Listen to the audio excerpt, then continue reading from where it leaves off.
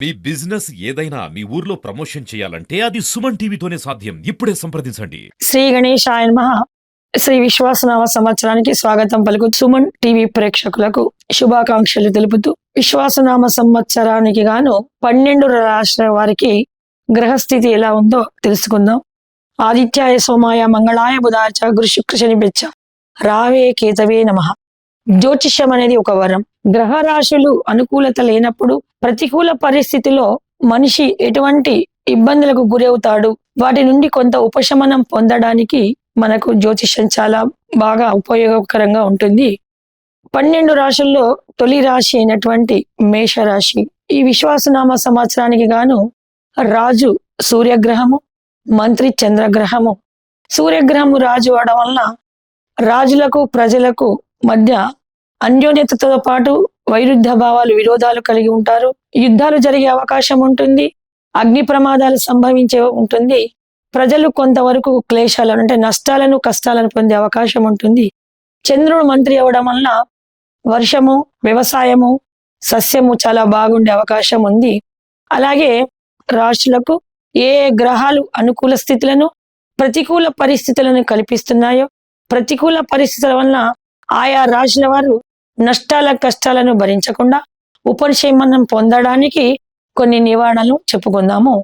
మొదటి రాశి మేషరాశి వారికి, మేషరాశిలో అశ్విని నక్షత్రము 4 పాదాలు, భరణి నక్షత్రము 4 పాదాలు, కృతికా నక్షత్రం 1 పాదము. ఈ 9 పాదాలు కలిపి మేషరాశి కిందికి వస్తాయి. మేషరాశి వారికి ఈ సంవత్సరము ఆదాయము 2, వ్యయం 14 ఉంది, అంటే 12 లాస్.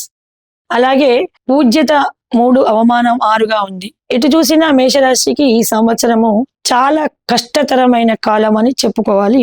మే 14 వరకు కొంత గురువు బలంగా ఉన్నా కూడా మే 14 నుంచి ఒక మాసం అయిపోగానే మేషరాశి వారికి 7.5 ఏలినాటి శని ప్రభావం ప్రస్ఫుటంగా ఉంటుంది.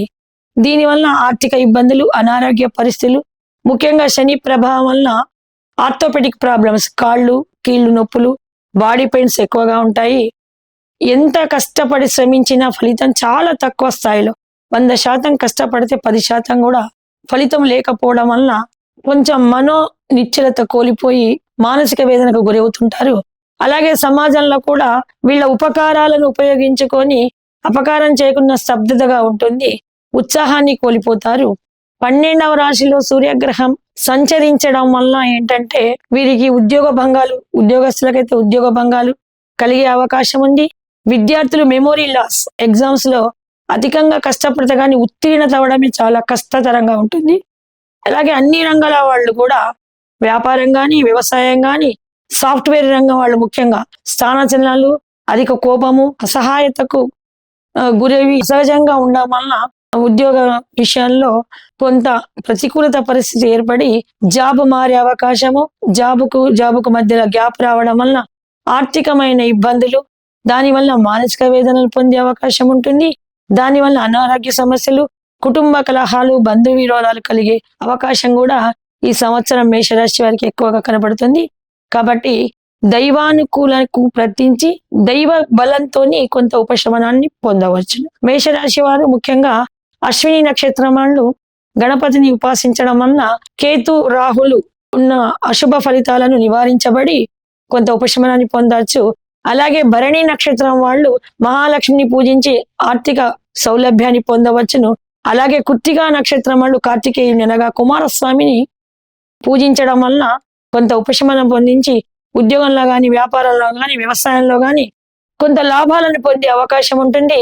అన్నిటికీ ముఖ్యంగా ఈ సంవత్సరం ఈ రాశి వారు కుటుంబ కలహాలు, బంధు విరోధానికి ఎక్కువ గురి అవకాశాలు, కరెంటు ప్రమాదాలు, చోర భయాలు ఎక్కువగా చవిచూసే అవకాశం ఉంటుంది. కాబట్టి వీరు తగు జాగ్రత్తగా ఉండాలి.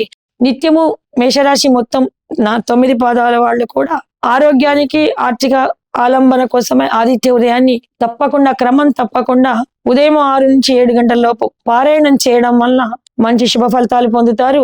చెడు ఫలితాలు, నరదృష్టి, కోపము, యాక్సిడెంట్లు, ప్రమాదాలు, ఒక్కొక్క సమయంలో ప్రాణాపాయ స్థితి కూడా ఏర్పడే అవకాశం ఉంటుంది. కాబట్టి కాలభైరవునికి పూజించడం వల్ల, కాలభైరవ స్తోత్రం వినడం వల్ల లేక చేయడం వల్ల మంచి లాభాన్ని పొందుతాడు. జై శ్రీరామ్.